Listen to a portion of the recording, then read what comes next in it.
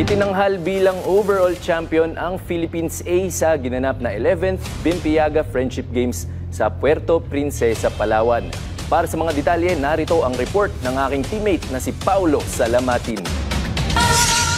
Nasungkit ng Pilipinas ang 52 gintong medalya sa ginanap na Brunei Darussalam, Indonesia, Malaysia, Philippines East Asian Growth Area o Bimpiaga Friendship Games sa Puerto Princesa, Palawan.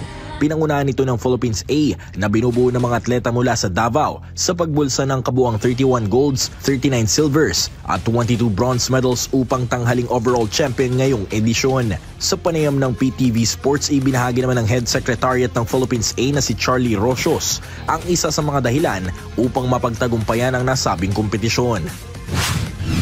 So malaking experience kasi unang-una talagang naghanda talaga ang mga coaches and ang team namin, no? So bago siguro sila nagpunta dito, nag-prepare talaga lahat kami. Kasi unang-una nagkaroon kami ng qualifying. So isa sa mga importante dyan, nagkaroon ng qualifying. So it means we have to select the best athletes that we could represent the Team Philippines A. Dagdag pa ni Rocios, ang manatiling focus sa kanilang layunin ang isa sa naging susi ng kanilang kupunan upang manalo sa bawat event. Kasi ang kalaban mo dito hindi biro, no? Pupunta ka sa ibang lugar para lang mamasyal.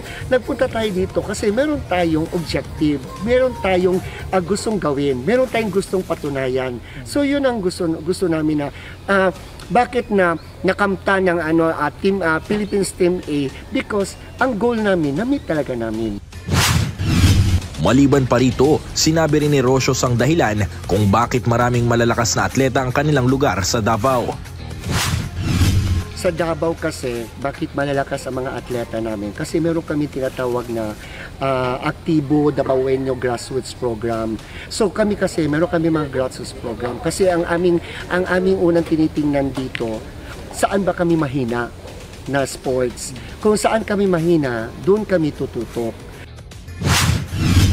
Sa ngayon, patuloy pa rin ang Philippines A sa pag-iensayo sa kanilang lugar ang ibang mga kompetisyon na kanilang sasalihan sa hinaharap. Paulo Salamatin para sa Pambansang TV sa Bagong Pilipinas.